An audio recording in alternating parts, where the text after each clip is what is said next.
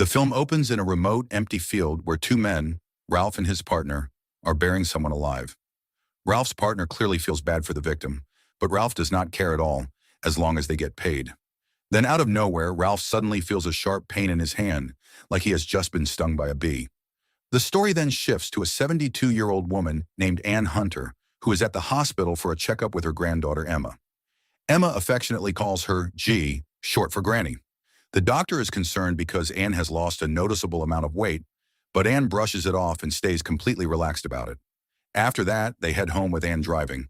When they arrive, Ralph and his boss, Rivera, are seen watching the house from a distance. Ann lives with her husband Chip, who is paralyzed and mostly stays in bed. Emma, meanwhile, lives nearby with her parents, Charles and Sarah. Even at her age, Ann has not let go of her bad habits.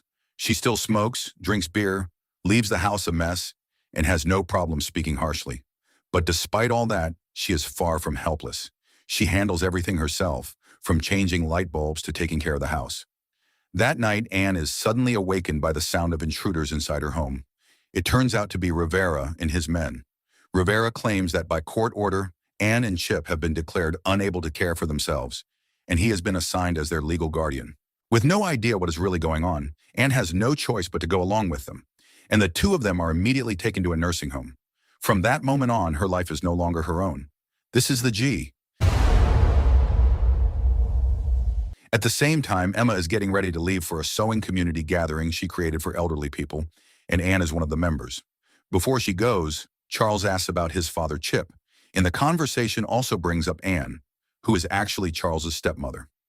Years ago, Chip left Charles's biological mother to be with Ann, and ever since then, Charles has never been close to her. On top of that, he looks down on her, smoking and drinking, especially while Chip is seriously ill. Before leaving, Emma gives some money to her parents. Meanwhile, at the nursing home, Ann looks around her room and quickly realizes something is off. The phone does not work, and smoking is forbidden because of the fire alarm. Chip, already in poor condition, wants to go back home, and Ann promises that she will find a way to fix this. The next morning, when a staff member brings food, Ann is ready. She blocks the door so it will not lock behind her, then quietly slips out. She starts knocking on nearby doors, hoping to borrow a phone. But only one resident opens up, and as soon as Ann explains what she wants, the door is shut right in her face. Not long after, Ann notices another resident acting strangely in the distance, so she quickly hides behind the door of an emergency stairwell. What she sees shocks her. The resident is being humiliated, with pants placed over his head, while a staff member pushes him around with a stick. It becomes clear that the elderly here are not respected or cared for. They are treated cruelly and even mocked by the staff. From there, Ann manages to slip outside the building, though a staff member briefly spots her. By chance, she runs into the gardener, Joseph. She asks him what kind of place this really is. Joseph simply tells her it is a nursing home and that she should listen to her guardian, Rivera, because everything will be fine. He also warns her not to wander around like that again. After that, Ann borrows Joseph's phone and quickly contacts someone she knows, asking them to pass a message along to a man named Jack. Whatever she says is not revealed, but it is clear that Ann is not an ordinary elderly woman. Meanwhile, Emma arrives at her grandparents' house, only to be shocked when she finds it completely empty and already up for sale. At the same time, Ann returns to her room and begins to panic, unable to find Chip anywhere. She spends the entire day anxious, wondering where her husband has been taken. Then at around 3 in the morning, Rivera and Ralph finally return, bringing Chip back with them. It turns out Chip had been locked away all day as punishment because Ann tried to escape earlier. Rivera then reveals that their house and belongings have already been sold to cover the cost of the nursing home. However, he also knows that Ann and Chip have a large amount of hidden savings, inherited from Ann's father. They are forced to reveal where the money is, but Ann refuses to say anything. As a result, Ralph is ordered to beat Chip over and over again without mercy.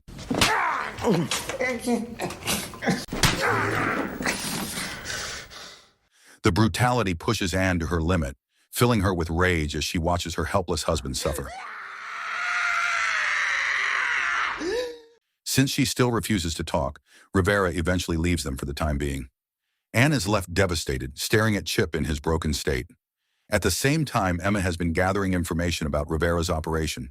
She uncovers a disturbing scheme designed to exploit wealthy elderly people. Rivera specifically targets those with money, then works with doctors to produce false reports, claiming they are unable to care for themselves.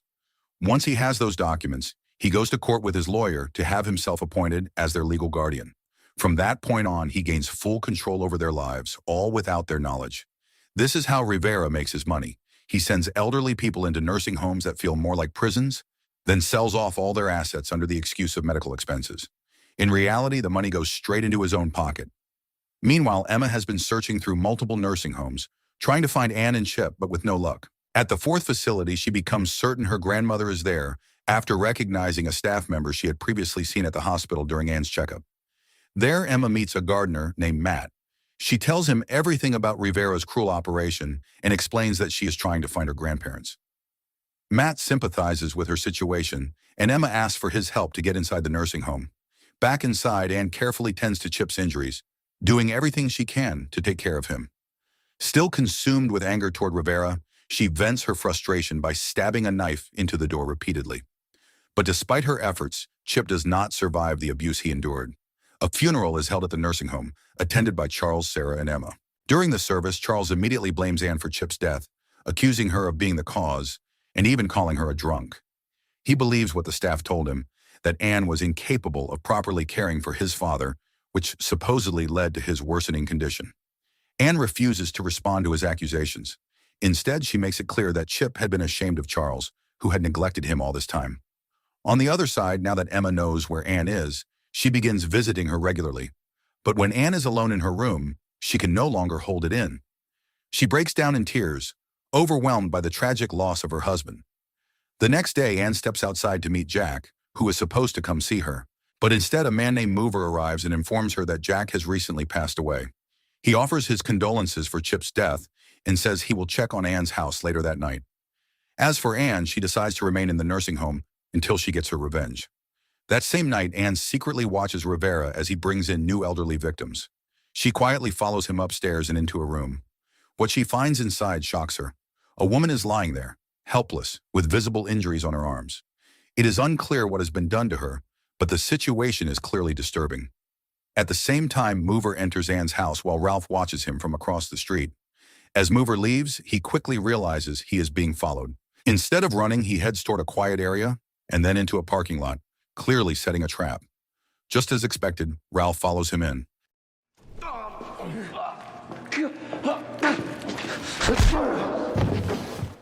The next day, Mover reports back to Anne, telling her that someone had been trailing him.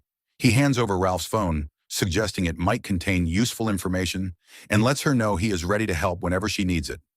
As Anne heads back inside the building, she runs into Joseph again. He warns her to use a different entrance this time, because someone is watching the door she used earlier.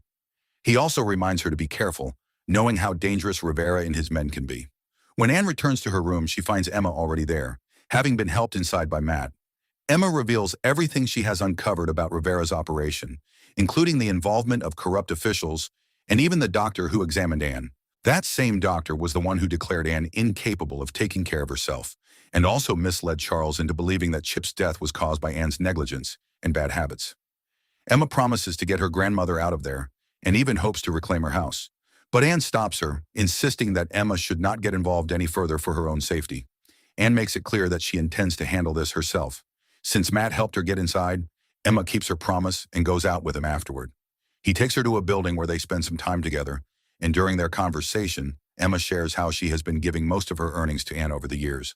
She sees it as an investment, since Anne has always returned it with a steady weekly profit. The night ends with the two growing closer.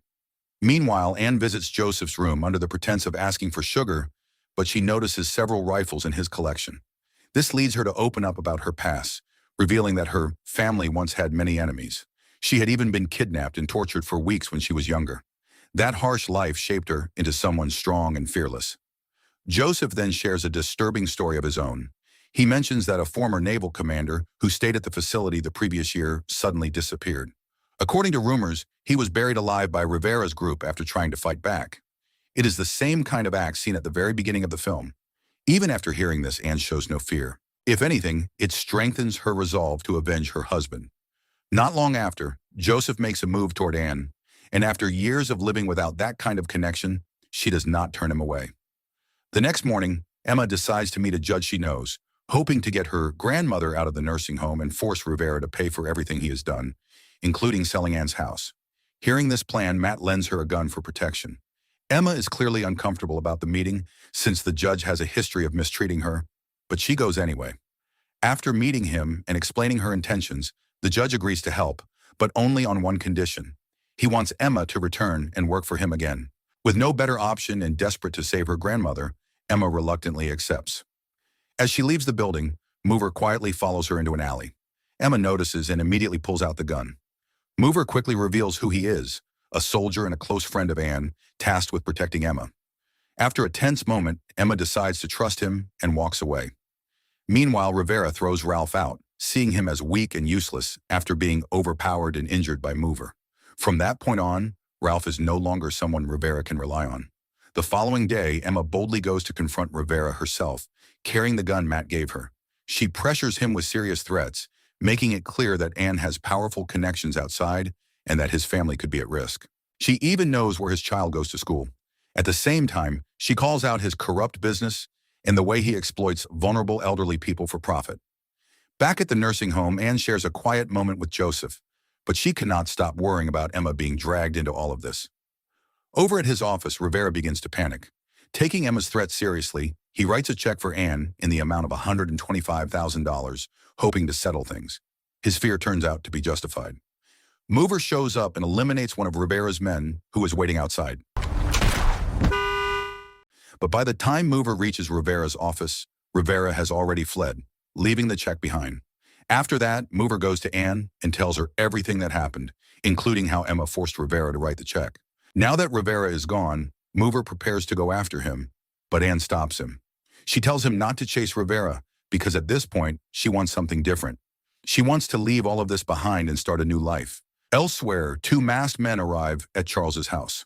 Not long after, Emma returns home and is immediately shocked by what she finds. Charles and Sarah have already been taken hostage. Are you? It turns out the shooter is Ralph, and the man with him is none other than Matt, who looks visibly shaken after seeing Charles's body. It becomes clear that Matt was the one who told Ralph about Anne's hidden wealth. Emma insists that she does not know where the money is. Still, she promises that she will ask her grandmother, hoping to keep her mother alive. The next morning, Emma rushes to the nursing home and tells Anne everything that happened. After learning that Charles is dead and Sarah is now in danger, Anne finally gives in. She draws a map showing where the hidden assets are located and also gives Emma a key to a hotel where she and Sarah can stay safely for the time being. After that, Emma asks Matt to drive her to the location, still unaware that he was one of the men involved the night before. After a long journey far away from any residential area, they arrive at an abandoned building. Following Anne's directions, Emma finds the hidden box containing her grandmother's fortune. But instead of cash, they are both stunned to discover that the treasure is actually a large collection of diamonds, carefully packed into several bags.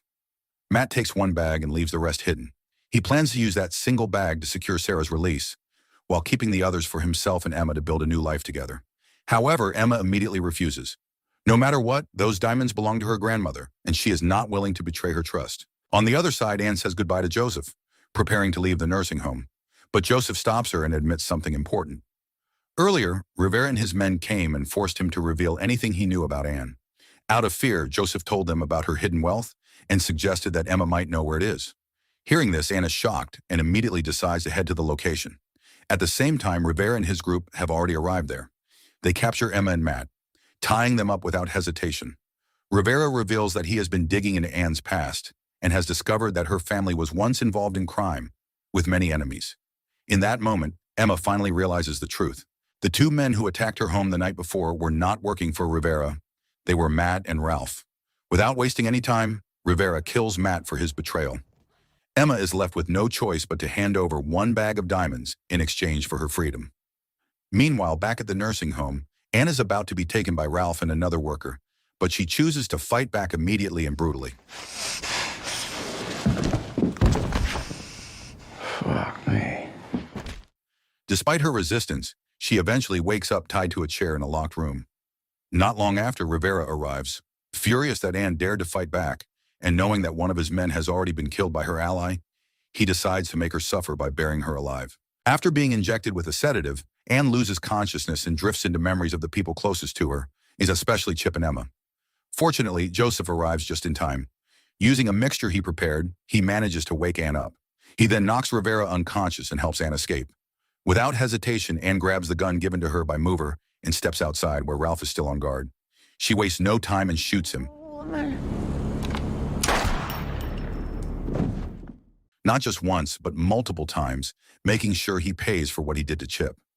After that, Anne takes Rivera with her to the location where the diamonds are hidden, with Joseph accompanying her. Once she retrieves the remaining bags, she approaches Rivera, who is now tied up and helpless. This time she delivers her revenge in a way that matches the suffering he caused. He may last a day out here.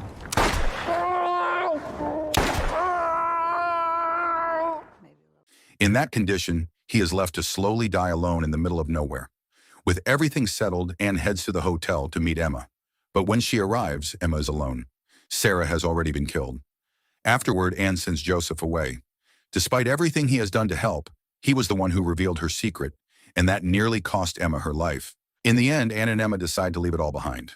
With the diamonds in their possession, they set off toward Buffalo, where Anne's children live, ready to begin a new chapter of their lives. So the moral of the story is never underestimate a smoking grandma with hidden diamonds, because she might outlive you, outsmart you, and still start a new life like nothing happened.